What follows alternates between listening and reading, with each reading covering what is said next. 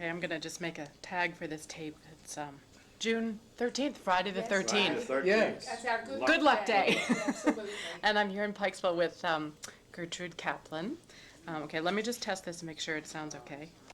So why don't we start off and you can just tell me about where you were born and when you were born and how you came to Ellicott City.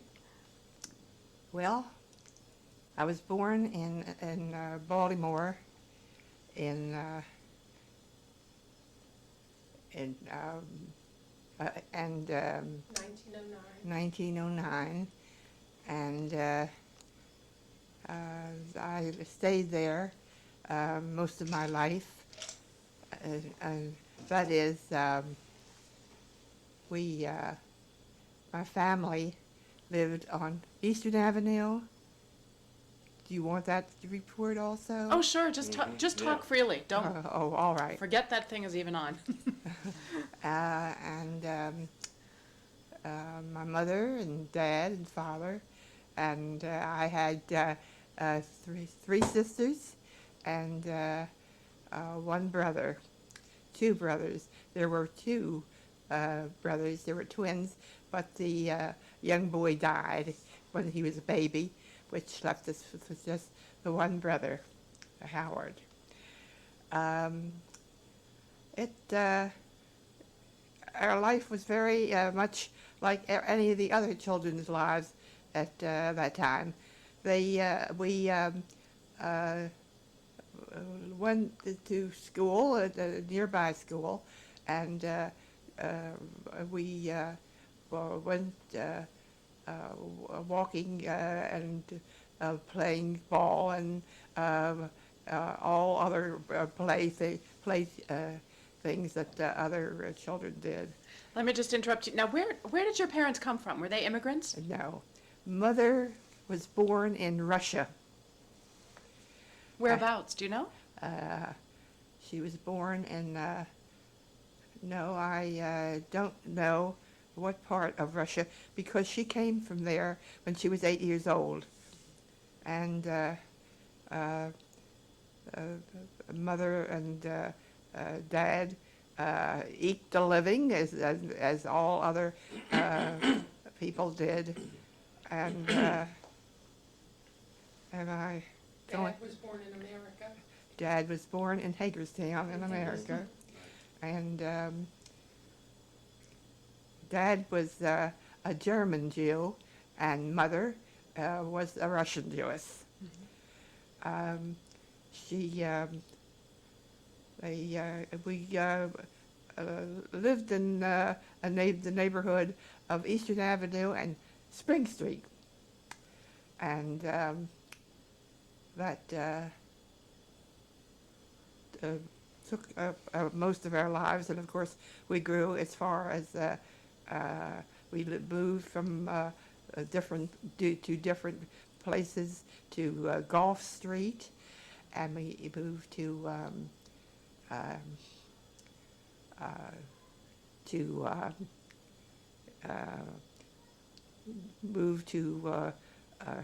Gulf and Ann Street, and moved to several worthwhile, nice streets, and we moved finally to Eastern Avenue, to Holmes Avenue. Holmes Avenue, and we moved. We stayed at there, and finally moved to Gulf and Ann Street, and from there we had a house which we moved. The family moved at in 1920. I think it was 1926. We finally moved to a place up on Gulf and Ann Street, and there we finally moved and moved up to North Avenue and Broadway. Let me just interrupt you Sure. here. Now, why don't we maybe move ahead a little bit? Tell me how you met Mr. Kaplan. Oh, Mr. Kaplan, I was met in Ellicott City by me. Um, he he he um, he met this man who had come from Germany, who had met who met Mr.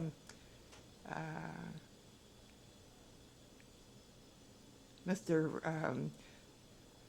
Let's see now, my brother-in-law. His name was Isaac Taylor. Isaac Taylor. He met him, and he found a job with Mr. Isaac Taylor, where he worked, and he lived on the second floor, where they each had their bedrooms that Mr. Taylor provided for Mr.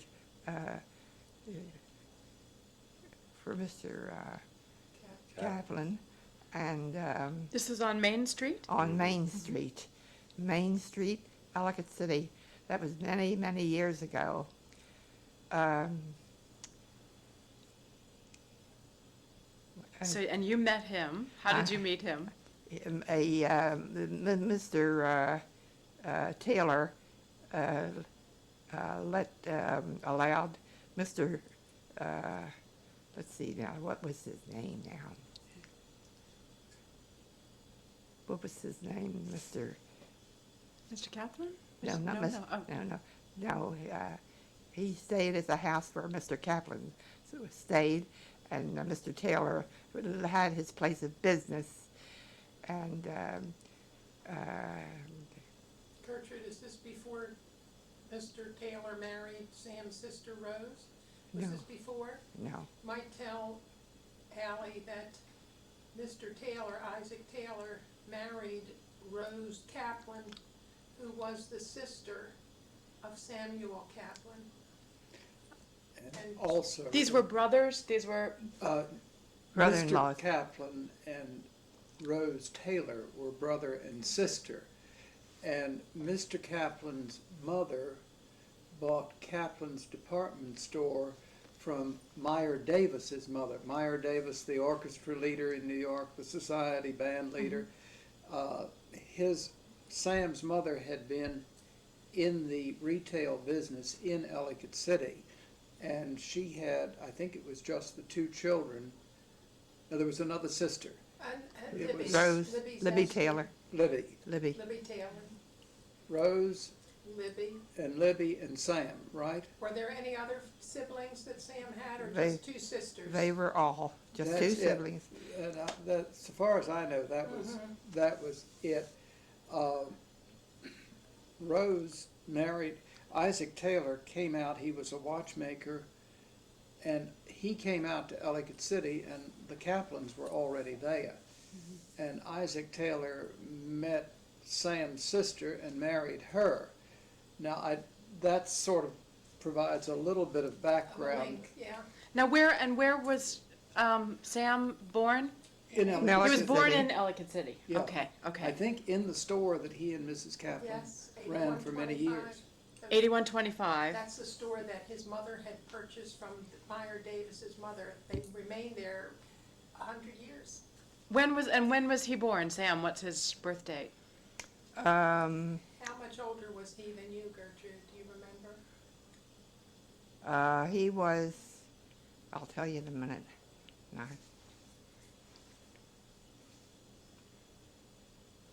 Sam was, Sam was 10 years older than I was. I was married when I was in 1921, and he was married in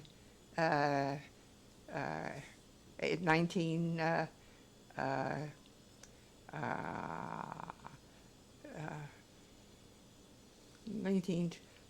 he was married in 21, and I was married in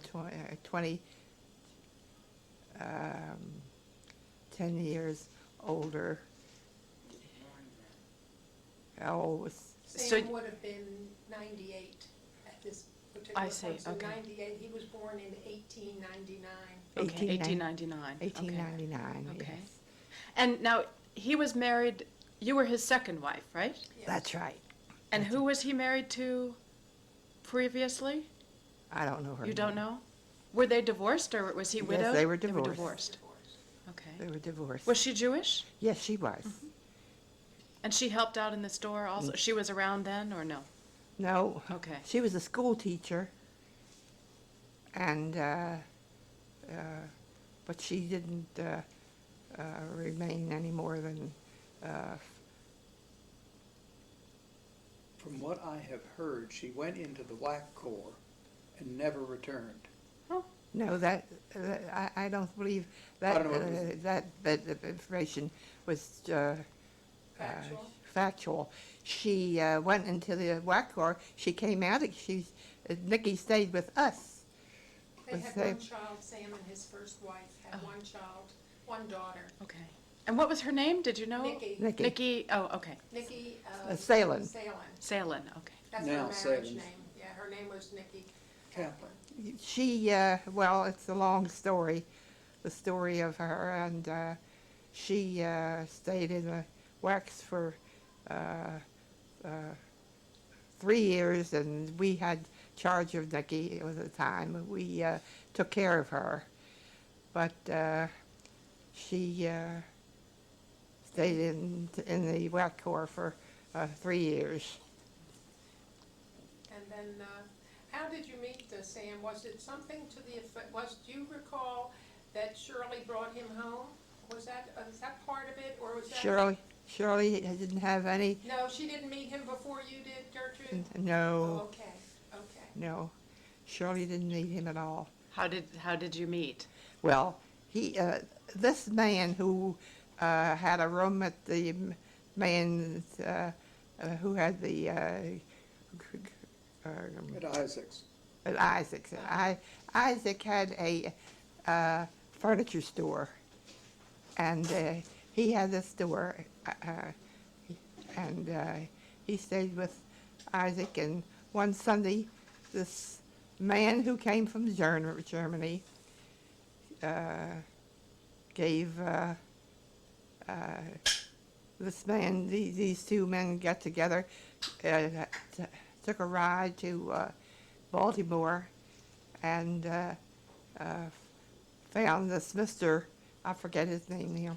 Well, anyway, he forgot his name and took him into Baltimore, and he introduced him to Sam, and Sam introduced this man who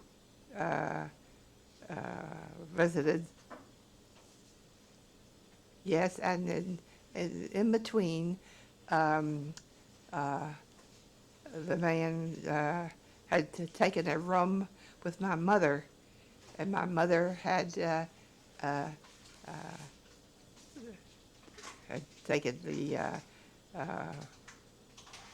taken this man who came from New York into the family of the Into your home, to your into mom's? her home, and she brought him into the house for dinner one Sunday, and she introduced him around to the children, her children, and the other people she had in the house, and they became acquainted, and he just started coming in on Sundays which he had free from the time when the store was closed to much of my mother's home. Now, let And- me, I just got a little bit confused about, no, this was your mother, did your mother have a boarding house of some sort? Or No, no. Or She she did just, rent, We had She- an you- apartment on the third floor that she used to rent out. oh, okay. so She the did. various people had lived in her house Yes. while they were all home. Yes, Okay. Now the man, I'm not quite sure I got that. So Sam started coming in. Sam, Came with this man that. from the Germany, German man, is that right? Yes, Brought yes, Sam to you, to your mother's that's home? right, that's right. Okay, and then they met. They met and, Was it love at first sight? well, I don't know about that, but I know that he fell in, he fell in love with me. First. And, Smart man, Smart man. art man, and we got very, very close to one another, and I fell in love with him. And how old were you then? I was 32 years old. And you had different boyfriends then at that time? Yes, I'd had different boyfriends, and but they didn't mean anything to me. I worked, and I was employed in a store in Baltimore, Kaplan, Oh, in Hochul Cone? and in Hochul Cones. Doing retail? Yes, doing retail, and I then remained there for 6 years. I got married then And where did you get married? in Baltimore at Kaplan's department store. That's where I was married, at my husband's old home. My husband's mother, although she had died, left a large house, and it was many rooms and many places. I got married at my mother's home. I got married at Kaplan's department store. In the where? In the front? In the? There's a. Oh, quarters upstairs. above the store. I see. Second Okay. floor. Sam Kaplan was born up there. He was married to Gertrude in that same residence, and he died. He wasn't at home, he was in the hospital, but that's where he lived from the day he was born till the day he died. Right, Charles? So tell me about how you tell me about the store. How you got involved in the business. How did you? Tell me about the store a little bit after you got married. After I got married, I naturally I had to learn much about the department trade. I fell in. Having worked at Hochul's. Yes, so Gave I you think experience. having worked at Hochul's, I learned much about shoe experience, and About shoe experience. Yes. Shoes. shoes, and I gained much of my knowledge about the shoe trade. Now, what did Kaplan's? What kind of store was it? What did they carry? Kaplan's department store carried a little bit of everything. They carried men's, women's, children's, infants, boys, girls, men's, dress clothes, Shoes. shoes, For a and while, Sam advertised it as Howard County's first and largest department store. that's the In way. fact, it was its only department store. That's what it was advertised at. And when What- was the store founded originally? By his mother. By Meyer Davis's mother. By my, She ran a general store there. in the 19th century. So how far back, I don't quite I know. don't know. There's a date out in the, Outside. There's outside a big in the, clock on Main Street, and it's still operational. There's a antique man that has his business there, so it's been continuous all these years. Okay, so here you were, and now would you call this a dry goods store? Yes. Or a general department store, either. And Did you do the buying for the I store? did the buying, the selling, I did every bit of everything in that store. Now, when you moved in, when you got married and you moved into this business, did you look around and think, oh, there are a few things I want to change around here, or I don't like this, I don't like that? What was your reaction? Well, that was my reaction exactly. How did I know? That was exactly my reaction. What didn't you like? I didn't like it was a old way of doing our bit for the community, and it just didn't sit well with me. Well, little by little, the shoes, every department in the store, I worked until I worked it to the bone. Did you, what did you think about the way things were displayed, or the windows? What did you think about those when you found them? Well, when I saw the windows, the old-fashioned windows and things, and I found the window trimmer who trimmed them, I had him come out once a month, and it was at that time that we started. Sam, I don't know whether it set well with Sam, the way we fixed the place up, but I made up my mind that we were going to modernize it a little bit.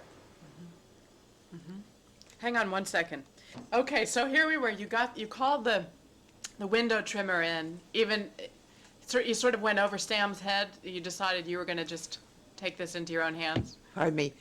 Many a time I went over his head. Many a time I got. Sam was interested in his real estate. He left entirely the running of that business to Gertrude. And she was there from morning until night. And It was I ran the business. it was her baby. How soon after? Was it soon after you got married that he sort of Yes, let you take over? yes. So now, what was it that you wanted to do with the windows differently? Well, I wanted to trim them differently, and bring newer things into the store. This is the 1920s, right? Yeah. Is that When were you married, Later. Gertrude? 21 you were married, you said? It was Gertrude later. was, she was born in Oh, nine. 1909. I was And born. she was 32 years old, Been so about that's 1930. 31. Okay. 30, 31. So here it is, the early 30s, during the Depression, right? Yes. What was sort of the modern style then for windows, how you did windows? They were done very much the same, but the clothing that was displayed was older. His mother lived 1 year after we were married. And then when she passed away, I took the business over more or less. So did you have, were they old mannequins that they were using in the Mannequins, windows? they had broken feet and broken hands Oh, That just- and all kinds of disrupted mannequins. Never disrupted. Gertrude modernized things. so what did you do? You just dumped all that stuff, cleared it out? Exactly. I dumped every bit of the stuff that was there.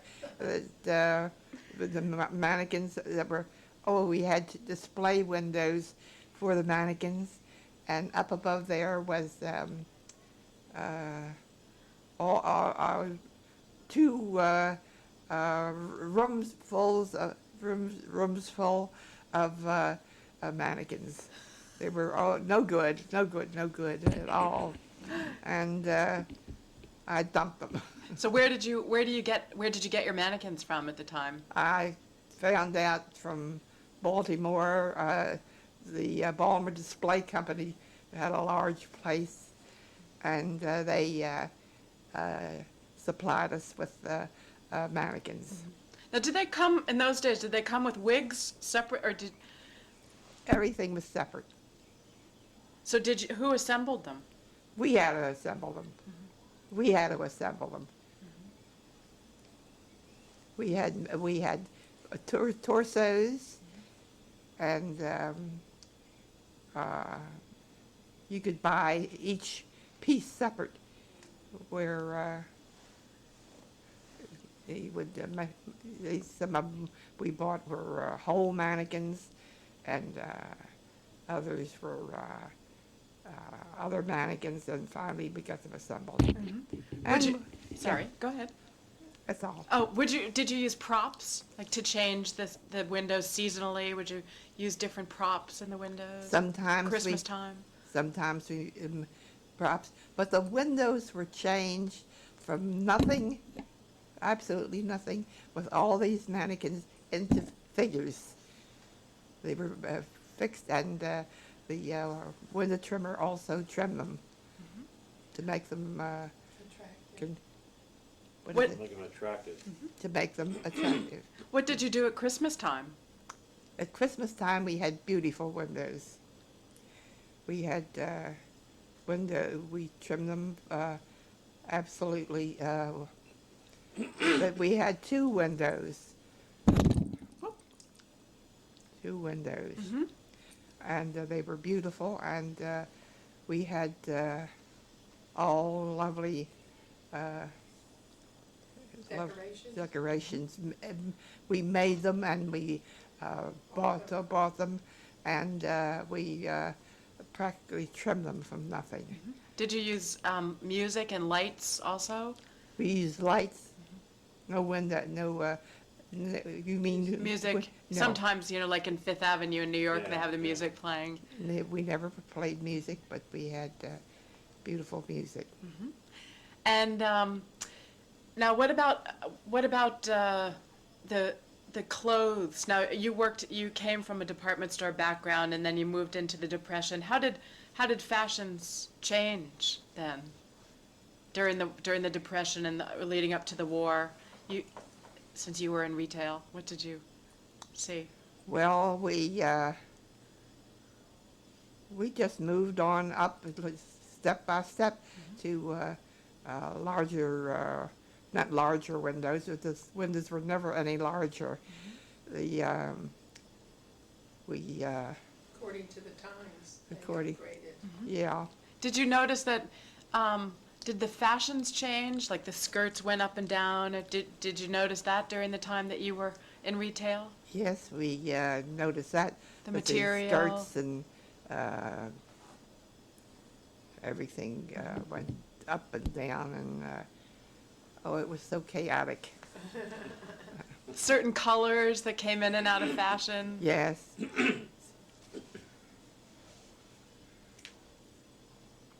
Yeah. Now I understand you had a specialty in the children's department? You did something special there? Well, to the children's department, and it was always our heart's delight. I love the children's department. Mr. Whalen could tell you something about the children's department. Oh, yes? As I told you on the phone, I bought a lot of our daughter's clothing there. Mrs. Kaplan bought particularly for the children's department.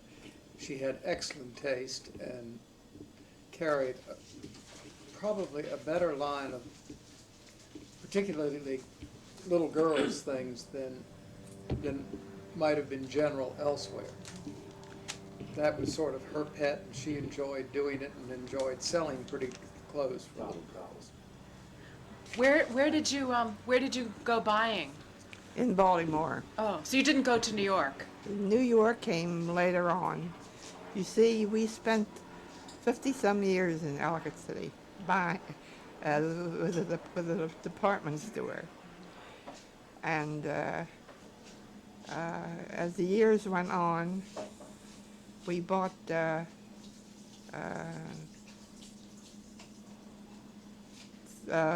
things that were pretty in Ellicott City. Now, Mr. Whalen said you carried a better line. Now, were you trying to appeal to a certain economic group? Yes. Now, there were two department stores at that time as we went up through the years. We and the economy department store. On Main Street also? Yes. That was,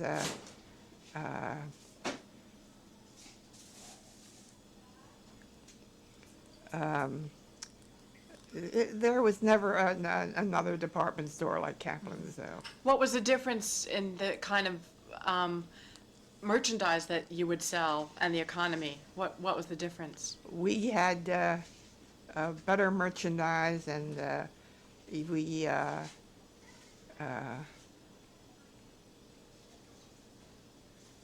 we we had a lower grade and a better grade, and they had a lower grade and better grade too.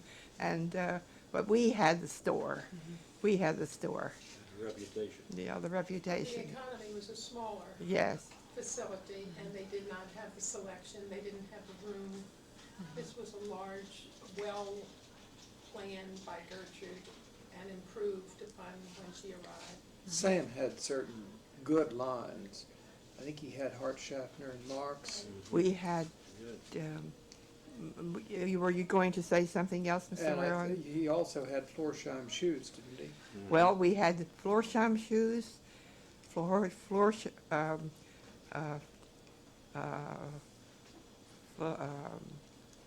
lo- what was the name of that?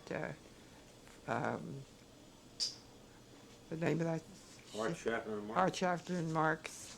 I don't know that name. What is that? It's a Men's men's Men's tailor. suits? Oh, Men's men's Very tailor. And they high, were- ultra-fine. Oh, uh-huh. They were, it's a very good line of men's clothing, and Sam had the franchise for it in Howard County, and mostly it was ordering. He had samples of materials, and you could go and order suits, and he would measure and have them, order them and have them sent out. Now, who did the tailoring? Did Sam do the tailoring? No, that was outside. Who was it? A large firm that, Alterations, you mean? no, a large firm that, Tailoring was done in Baltimore, the making of the clothes. But if someone, like your customer, came in and bought a suit and they needed alterations made in the line, or who would do that? Did the store have a tailor? no, No. no, They take it, I think, privately. yeah. But I think the focus of Gertrude's presence there was very strongly felt in the family, the community that developed, that she developed and enmeshed her life in, and vice versa. That was such a closely knit community, and all of the people on the main street were like one family. And there were people 3 years ago when Gertrude celebrated her 85th birthday, we had over 100 people from Ellicott City, and it's just like you would invite your blood relatives. That's how closely knit they had become. And those that are still living came and celebrated. And when Mr. Whalen has any celebrations of the Historical Society or of the Rotary Club, of which Sam was a founder, I believe. Sam was a charter member. We always go take Gertrude back there, and the esteem and love in which she is held is really, brings tears to your eyes, because they've bonded so totally. And these are people of all different ethnic backgrounds. It doesn't matter. When people are good people, they're Gertrude's friends, and vice versa. And it's just wonderful. She has an Ellicott City family, people that she has helped. There's a restaurant in Ellicott City called Fernand's, which Mr. Kaplan and Mrs. Kaplan gave the owner the opportunity. They didn't have the wherewithal, and they provided the building for him, and he's done extremely well. And when we take Gertrude to Fernand's in Ellicott City, which is a very fine French restaurant, people come from Washington all over. Is that Tersicles? Yes, Oh, uh-huh. Well, they started out about midway of the street where Leidig's Bakery is now, or Fisher's Bakery is now. And they were upstairs. It had been the Tom Thumb Tea Room, and Sam and Gertrude rented to Fernand, and he started up in what had been the Tom Thumb Tea Room. He didn't start there. He'd been the chef out at Papillon. Yeah. And so, of course, there's such a loving friendship that naturally Fernand has for Gertrude, and she for him, because she's proud that he succeeded so well. And the other thing that I would mention in passing is, and Gertrude can fill you in, is that Sam and Gertrude took such pride in their community. Everybody's success was their success. They relished the fact that there were people there who put their time and energy and love in Ellicott City, because Ellicott City was the garden spot of the world to Sam Kaplan. There was no other place on this universe that he loved more. And the people felt it, and he did many acts of kindness, charitable acts to get people started in business. Now, I was going to ask you about credit. Did you have books and let people pay on credit or something? How did you do that if people didn't have money? Well, way back in Ellicott City, there was much credit in Ellicott City. Sam seemed to drop the department store when he left and took up real estate. That seemed to be his guiding light. He took on the real estate. And then the people took on the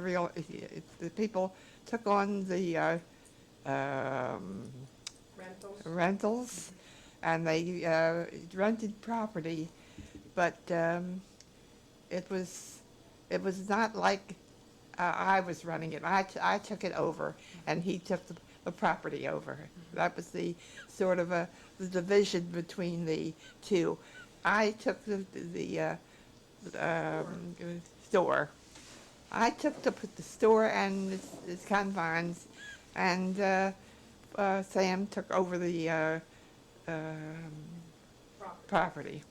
And how did the credit system work, especially during the Depression years? It didn't. Oh, tell me about that. It didn't. Did you have a credit system, or was it only cash? No, it wasn't only cash. And you did have a credit system? We did. Shirley ran our credit Shirley. books. Oh, I see. She ran our. sister. Shirley was Ms. Her Kaplan's sister, sister. my sister who passed away recently. How did that work?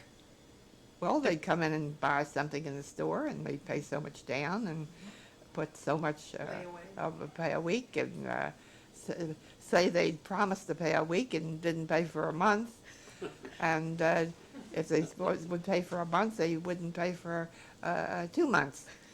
And he bought property the same way. Sam was a very loose landlord. Yeah, he was. Many of the people never paid rent. They always gave him a sob story, and he was so soft, he couldn't have the heart to evict them. So what happened? If in the case of the store, would you have to go collecting? No, we didn't have to go to collecting. It was very loose. We had people went around and collected, and they didn't get any money, and it was just very loose. Her sister followed up via the telephone. She would call delinquent tenants and so forth, and she was so incredibly efficient and meticulous with detail. She did a very wonderful job. She was their secretary for many, many decades, and that took a lot of the burden off of Gertrude and off of Sam, so they could do what they did in the store and in the property. And I guess these were people you knew, right? People who'd been People we coming for knew. generations. People were very close together, and we knew them, and we just couldn't do anything with them. Now, what property did Sam buy up? I understand, I guess, after Ennelie Bounds was telling me that he owned, when she came to town, seemed like everything on the street was owned by Sam Kaplan. What? Charles can go. John Clark used to say, this was when Roland Cromwell was the assessor. John Clark used to say that when Roland came to Ellicott City, he cut one tax bill and sent it to Sam. That's about, that tells you.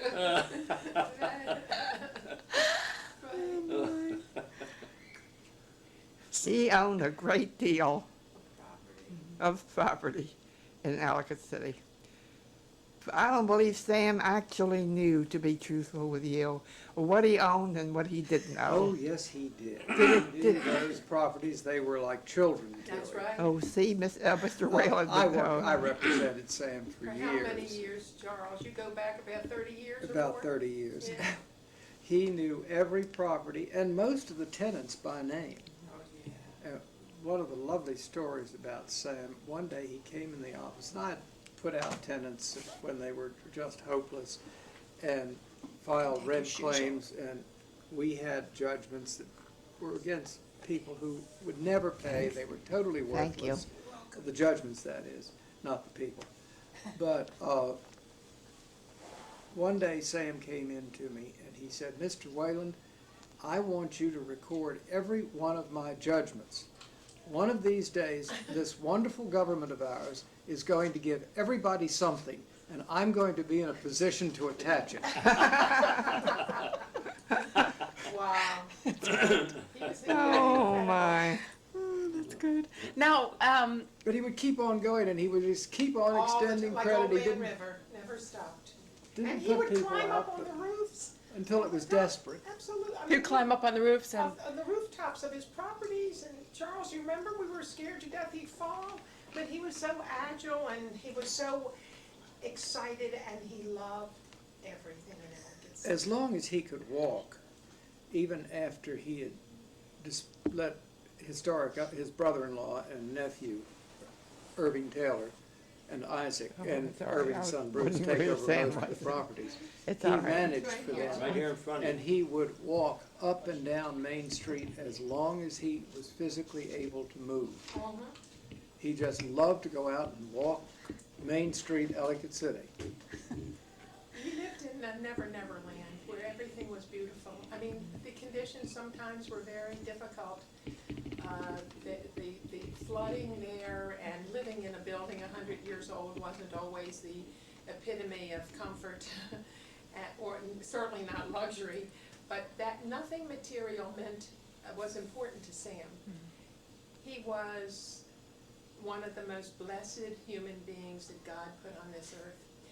The goodness from his heart, there was never any ulterior motives. He could only see the best. He was enormously involved with Israel and all charitable causes, both Jewish and Christian. And if anybody came to him with a tale of woe, he had a heart of gold. And I remember in his last days in the hospital, he was such a gentle, fine person. He wanted to be a doctor. But the elegance of the man was so obvious. Till his last breath, anybody who gave him any care or did anything for him, he would always whisper, "Thank you, thank you." Never did I ever see the man without gratitude. There was nothing pompous. There was nothing other than a beautiful human being. And a man like Sam is like once in a lifetime you meet a man, and I was privileged to be his sister-in-law, and we had some wonderful years together. now when he bought up, I guess traditionally, people were living over their stores on Main Street. Now, this was going on before he bought the properties, right? Oh, So yeah. the properties he bought were already turned into apartments.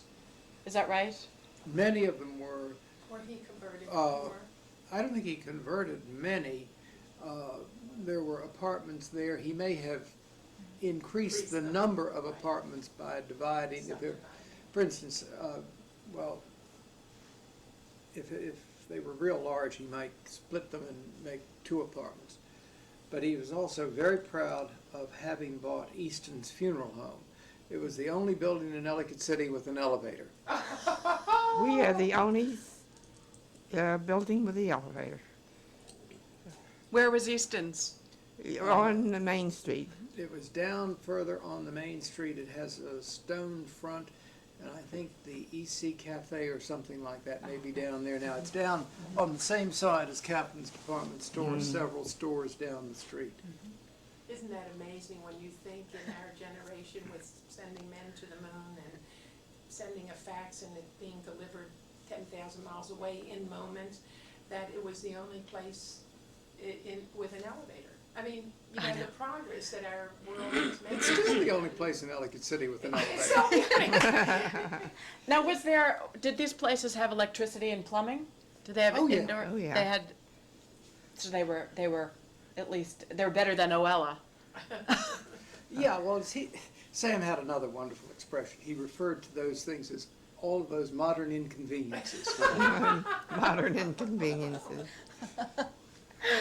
Now, Ellicott City, I know it sort of reached its peak when everybody was living above the stores, and then things started changing, I guess, after the war. Is that right?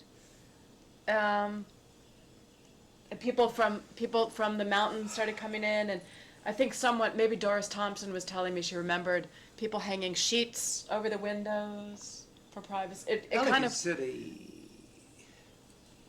had problems even from the 30s into the 40s, and it was after the war that it started to, the Kaplans had held on and stayed in Ellicott City long after a lot of other people deserted Ellicott City and deserted the main street.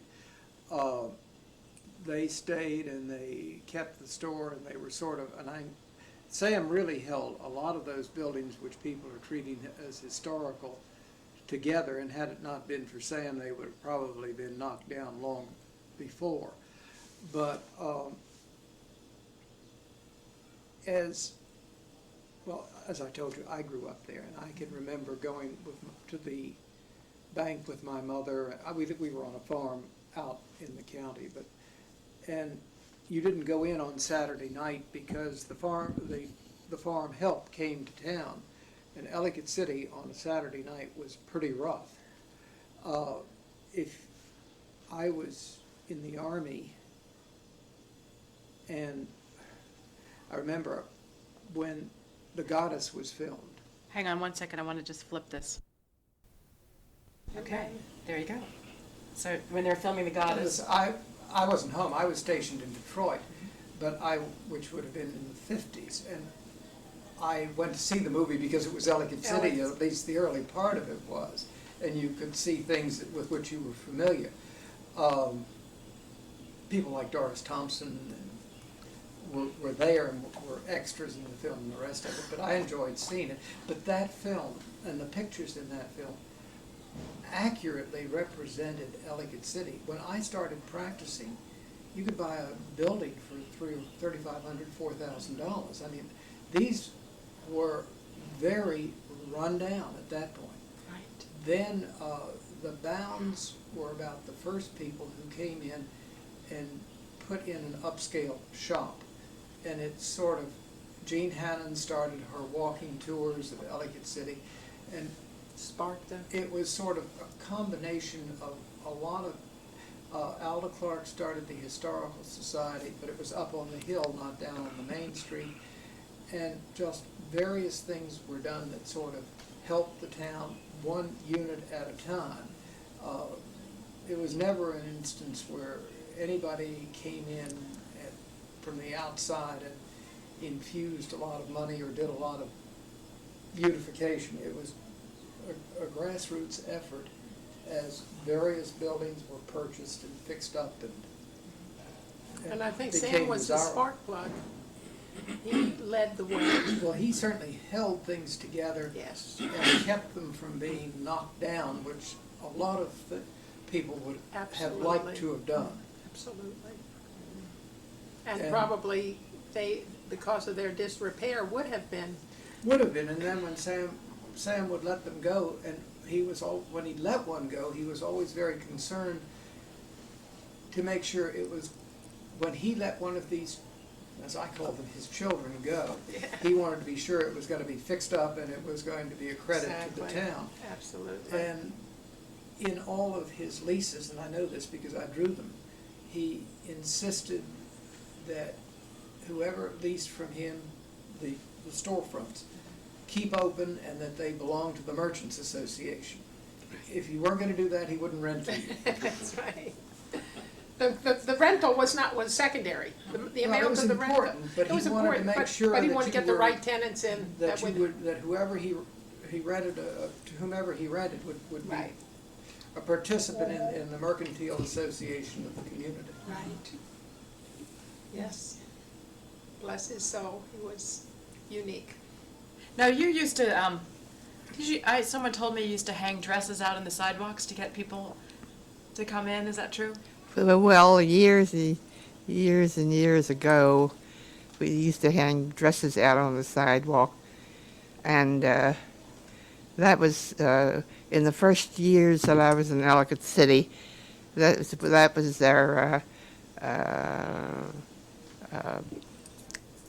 They were our hangers. They were. They hung out on the street, out either on a hanger or some such thing, to Attract interest. attract interest and to get people's interest to come and see them. Did other merchants do that, or just you? No, we used to do it too. There were just a few small stores in Ellicott City that had these things, and they drew them too. That way, that's the way they drew their clientele.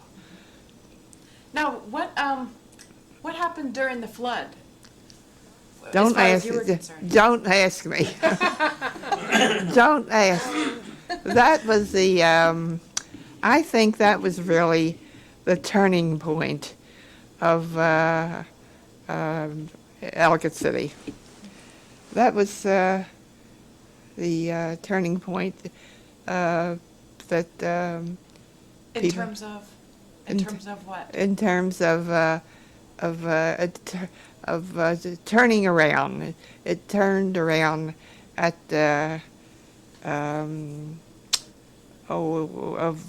turning into something else. People had to repair, so People- they people- modernized afterwards, People had to repair. They had to modernize. They rebuild. rebuild. It was entirely. It was entirely different. It was entirely different then. How did the flood affect your business? It affected our business in that it really was the downfall of our business. Oh, That was the downfall of our business. and why was that? Well, that was because it just everything just sort of was washed away. It was washed away. And afterwards, were there people tended to go out to the malls, or different kinds of stores coming in? Yes, different kind of stores coming in. There were different malls. There were different shopping centers springing up. There were all different kind of things turning up. Did it seem then that your store seemed more old-fashioned? That maybe things moved more quickly, changed more quickly? Yes, they changed more quickly, and that's when different people seemed to want to come into Ellicott City, and different people came out for rentals, and it was entirely different. Well, was it hard sort of keeping up with the times, or keeping up, like during the 60s and 70s, the fashions, and did you feel, did it seem like maybe it was hard to keep attracting the younger people to your kind of store? It was hard, and it was turning to different people coming to rent the place. Larger stores came, like our department store. The malls. It was like a mall. It was more like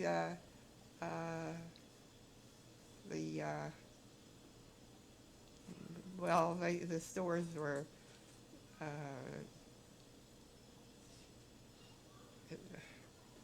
When you're talking about different people renting, you mean merchants or you mean residents? people, there were some residents still there, but there were other people too. That flood, I think, Charles, that big flood was 1972. I remember that clearly. It was the year our daughter was to be married, and all of her gifts were in our downstairs, and we never had any water before, but there was water up to our You're talking first about floor. Hurricane That hurricane. Agnes. Agnes. Agnes. Yeah. Wasn't that the one that was so devastating to Ellicott City, Yeah, that too? came up to, well, Gertrude could tell you this better than I, but and Sam had to go out the back of their store. They couldn't come out the front. Right, it was blocked out. You remember that? You had to go back, out the back of your store with the water in the streets? Across the roof, you, Yes, we had, our second floor was really stationed on the roof. We had to walk upstairs off the second floor to walk out the, I don't know, it was the sunroom where it was the, the sunroom, yes. We had a large room, had great big, 9 big windows in it. We walked out the back door. Then you had to go to Taylor Manor and stay up there until the heating system could be repaired and the electrical could be repaired. And all. by that time, they were getting a little bit older, and the cost of really making something of that place was prohibitively expensive. The competition were building Westview Mall, and all the malls on Route 40 were coming up. So it was time for them to retire, and Sam continued with his real estate. So when was it that you actually sold the store? We didn't sell it. Oh, They never sold us. They just liquidated and rented the space to other vendors, to other businesses. The present owner is a tenant. oh. That's the antique, it's an Yes. antique Yes. shop now? I see. So, Actually, that was some while after Agnes. I'm trying to remember when the bicentennial was. That was another thing which, Yes, 1976. no. 1776. No, this was the The Ellicott City. bicentennial Oh, of the the Ellicott- founding of Ellicott Oh, City, which Ellicott was City. before, well before that. That, it seemed to me, was also about 72, or about the time of the flood. Can we go to the bathroom? while you're Yeah, that's talking. very Yeah, important. that's interesting. Just go ahead, one of the things that was important That about the was, bicentennial. that was interesting about the bicentennial was that when they were putting it together, they wanted to do a dance celebration, or a dance as a part of the celebration, and Sam arranged to have because of his mother's connection with Meyer Davis's mother, Sam called Meyer Davis in New York, and through Sam, it was arranged for him to come and play the music for the bicentennial dance, which would never have happened but for Sam Kaplan. I think too, Charles, that there was a great deal of enthusiasm and loyalty among the people like Sam in Ellicott City that created the Renaissance which now exists. They fashioned it after Georgetown. Many people who come to Ellicott I think that City was now- sort of accidental, Marion. Was it accidental? I didn't Yeah, know. there was no intention really. It, again, as I said before, it just sort of happened. Happened. One unit, one building at a time. There was very little coordination in the way it happened, but on the whole, it's made a very interesting streetscape. Wonderful. You know, if there'd been coordination, the first thing they'd have done was take the electric poles down and bury the wires. Right. You know, if somebody had been planning it, and it would still be a rather nice idea, but it's not going to happen.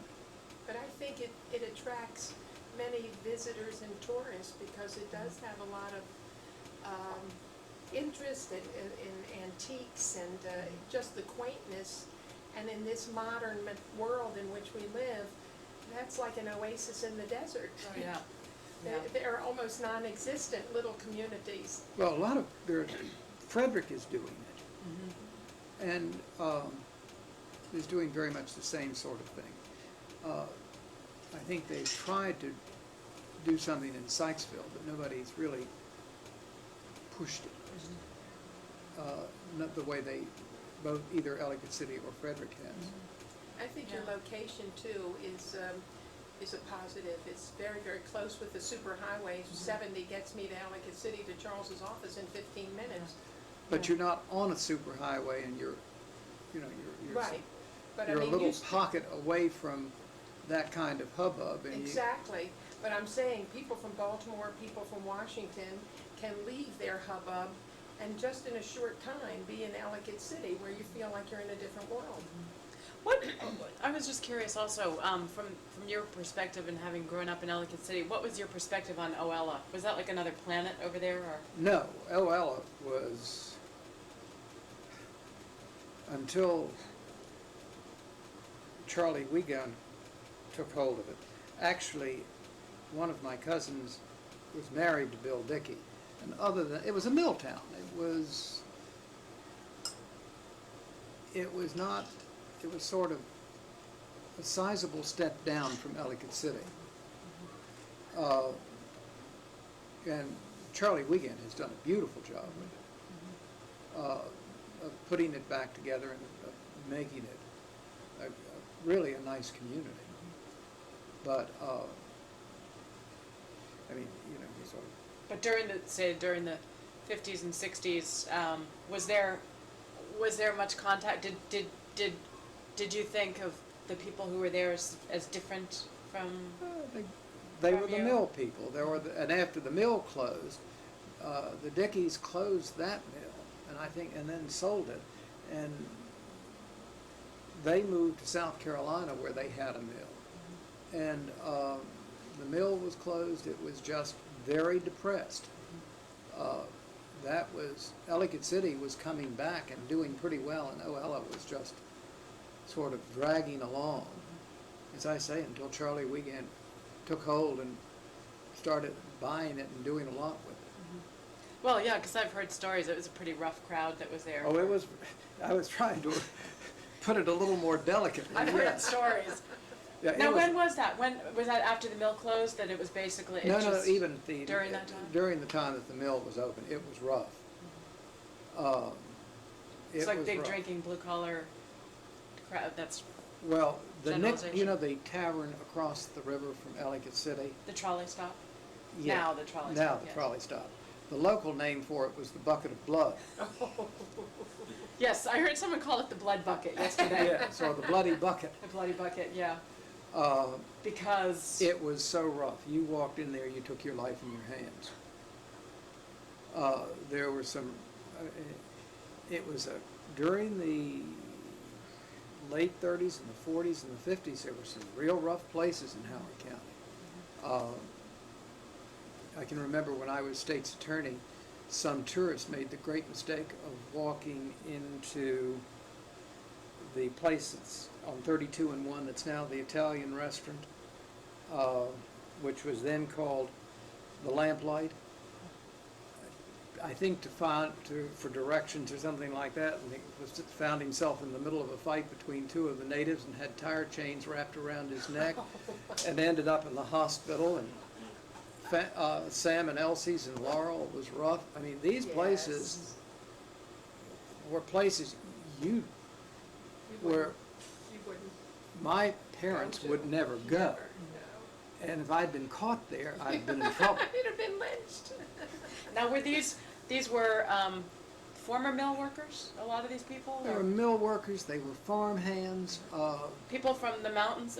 I've heard some talk were about the people. group from Tennessee. You know, people call them hillbillies. Who came There up. was that group, and then there was just the people who were farm hands who were not, there were the farm owners and the people who were laborers and who just, they might live in a tenant house on the farm. They weren't tenant farmers. That didn't exist. And they were probably worse off than tenant farmers Sure. because they were paid by the weekly wages, and they were low wages, and they had a house as long as they continued to work. And I mean, it was not They were protected to a some very comfortable existence for that group of people. right? And they were we and most other people wouldn't go to Ellicott City on Saturday night because the farmhands were paid on Saturday and they took over Ellicott City, and the people who owned the land and who lived out in the county just didn't come to Ellicott City on Saturday evening. Charles, when did, Charles, would some of these renegades have been from the employees of the donut factory? that's what I was just gonna ask. There were employees of the various industries. There were people who worked for the farmers out in the county. There were, and so I'm sure some of them worked in Oella Mill and Daniels Mill. It was a whole bunch of people who were basically weekly employees somewhere or another who came to town. They came to town to do their shopping, get drunk, Yes, and right, that was their entertainment for the week. yeah. Charles, when did that donut factory close? I don't even know that it has closed. Oh, it hasn't? Washington Flour Company is still operating Oh, over there. It okay. may not, it's not operating as the same thing, Right. but it's- and then they have another place back up across from the post office. I think that's, Washington may have a place I up didn't there. know there was any activity there Oh at yeah, all. there's something Oh, going on there. good. And then there was Barges Brothers downriver. Now, what was Barges? Barges made cardboard boxes. Oh. Largest right. box company.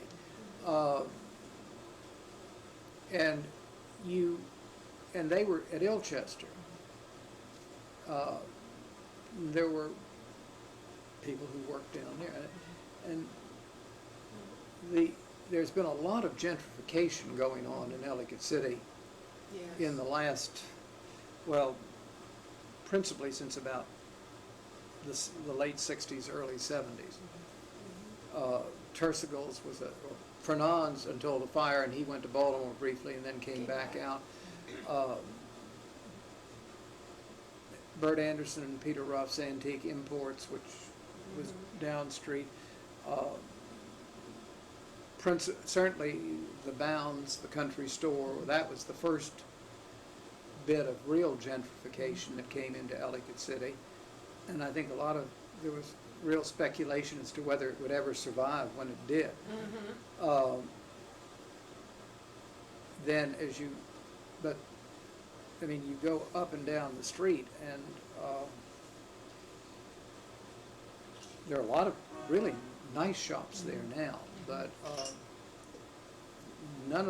most of those had gone. Were there migrant workers who would travel around the country who would work on those farms, or they were mostly year-round people? Mostly were year-round. During World War II, we had German prisoners of war on our farm.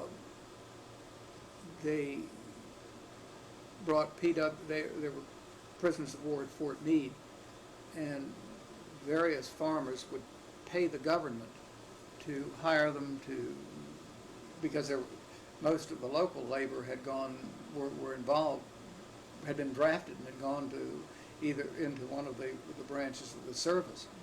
And the farmers had no help or very little. And a lot of people had German PWs working on the farms. They usually came with a guard from Fort Meade. That's interesting. Can we just take a break for 1 second? Absolutely. The Yeah, tell me, research okay, and- Because I was again. party Are you to okay, this, and love? Yeah. Good. Just sort of Yeah. repeat that We were about the just synagogue talking that about a Sam few wanted. things in Sam Ellicott had City very that good we're gonna relationships Get on microphone. Are you tired, with the dear? Rotary and A little bit. Well, Mr. Whalen various is going to civic help you organizations, so that to they're, fill in the and so did Irving blanks, and and it won't be Isaac. too much so that- longer. All right, it's all They- right. Is it okay? Sure, it's Okay. all right. I know, I don't want to Okay. wear you out. That's all right. No, They but I had told you good Charles will community fill in the blanks. sense and were part of the community.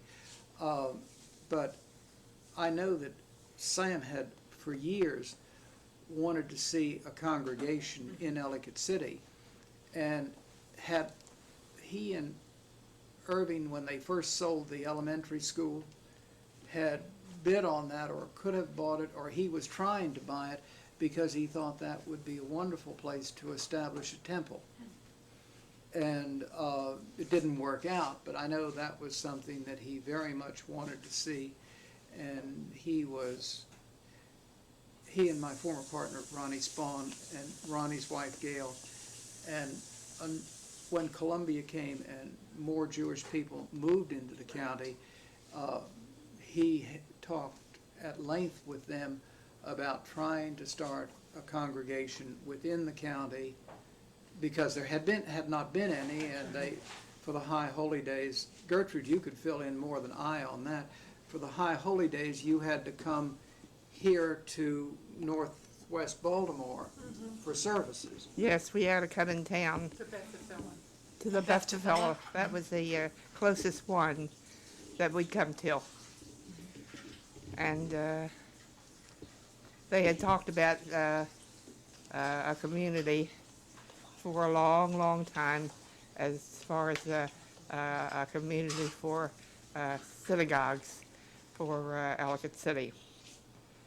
I don't recall ever having had anyone really genuinely interested in having a community formed. I was curious to know, you were such a minority there. What was it like being a Jew in that community at that time? It didn't make any difference. So you never bumped into any discrimination or anything? We never heard anything like that. We never heard anything like that. If there was any voiced or spoken, we didn't hear it. We didn't pay any attention to it. There were a number of fine families in Ellicott City who were Jewish. There were the Rosewags, there were the Holzwigs, the Kaplans, the Taylors, and most of them were civically involved with Gertrude was very active in the Seroptimists, Sam in the Rotary, Isaac in the Rotary. I don't know where the other members of the Jewish community in Howard County were active, but most of them were. I knew Sam and Gertrude much more closely than I did various other members of that community. But I know that because of the civic involvement, there was a personal relationship between the members of the Jewish community and non-Jewish people in the county that really sort of bridged and built bridges and didn't lead to discrimination.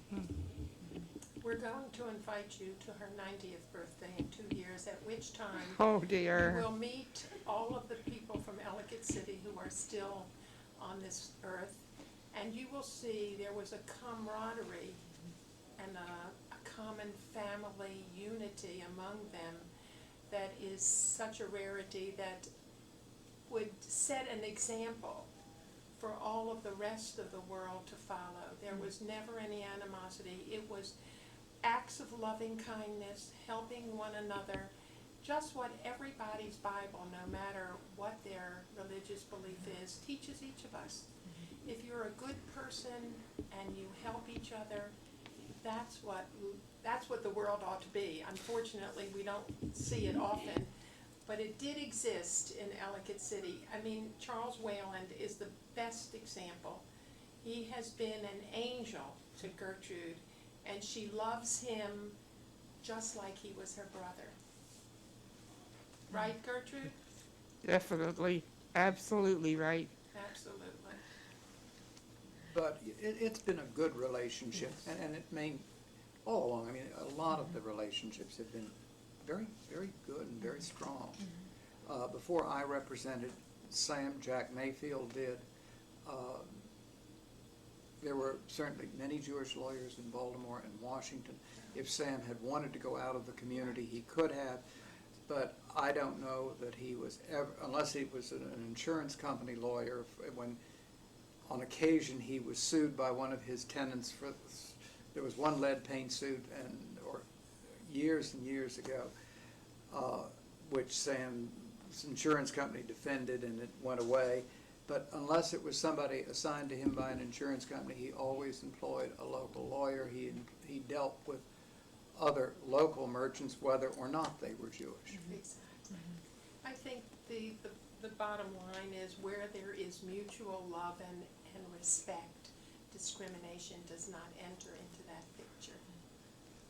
And that is exactly what they had. They had mutual love and respect for the community, and they for the Kaplans. They appreciated their input and the dedication that Sam Kaplan had to Ellicott City. I don't think another citizen, they all loved it, but he was totally and completely and 100%, like we say, deal with American companies. His motto is deal with Ellicott City merchants only and professionals. So it was wonderful. And he died, I guess it was something like 1990, something like that? Yeah. Yes. And you never had any children, right? No. No, I never had any children. Just me. Is this your She baby had a brother? younger Baby brother. That's my baby brother. And she has lots of wonderful, wonderful nieces and nephews who love her dearly. Now, did you want to ask her some questions about the flood? There were several floods. Were you there for more than one, or were you just there for the big one? No, you were there for several of them. None of them were as big as Agnes, No. but were you? I would imagine you were pretty much terrified when you woke up that night of Agnes and saw the flood up to your coming up to your second floor apartment. It wasn't the first floor that got it. We were away. We were away when the first flood came, Mr. Whelan. Mm-hmm. It was the first flood, the flood of Ellicott City, as we call it, as we know it, as we lived it, was what Was it Agnes, Charles? first, I think it would have been That Agnes. would have been Agnes in 1972. 72. That was Yeah, a major, 1972. Was that when the Tiber River overflowed, y'all? yes. Oh, The yes. Tiber overflow. What happened, as I learned after the fact, was that the people who were operating the dam up in Carroll County let the water, opened the floodgates up there, which pushed tremendous volumes of water downstream. They thought that the dam was about to break. So they opened the floodgates to relieve the pressure on the dam, which of course added to all of the waters that were coming down the streams into Ellicott City, and the river couldn't take it. That was when the Ellicott house across the river went. One of them went, and the other was badly damaged, and they Right. moved it up on the hill. Bridges were out. The mill at Daniels was pretty much ruined or gutted. A lot of things on that river valley were nearly taken out as a result of Terrible. that terrible flood. The railroad tracks were out in a number of places, the B&O track. And the end result, that was the one where I remember Sam telling me about them going out over the roof and going up to Taylor Manor. Where they stayed for several months, there were Yeah. quite a Yes, long we time. Do you lived remember there. that, Yes, Gertrude? we You lived there. While the Yes. renovations were taking place, Yes. So you had to escape on the roof? through the roof. Over the roof? By way of the roof, yes, over the roof, and up the Taylor Manor, up to Taylor Manor. And what happened to your merchandise in the store? Did you lose everything? Everything went. It was a mess. It- I saw it afterwards. There was like a foot of mud on the floor of the store. It just had to be shoveled out. The counters were Right. Terrible. damaged. The Merchandise. display cases were damaged. The Total loss. walls, filing cabinets, and the bank across the street had water in it. And I said that personally, the only thing of mine that was affected was my vault and the safe deposit box in the bank across the street. It was what was flooded. Of mine. It was the only thing of Your mine that personal was flooded. property, yeah. Yeah, it was a terrible, terrible. But that was a terrible terrible flood, and it was, in the bank, they were closed for a month or so. And it left you rather fearful, Gertrude.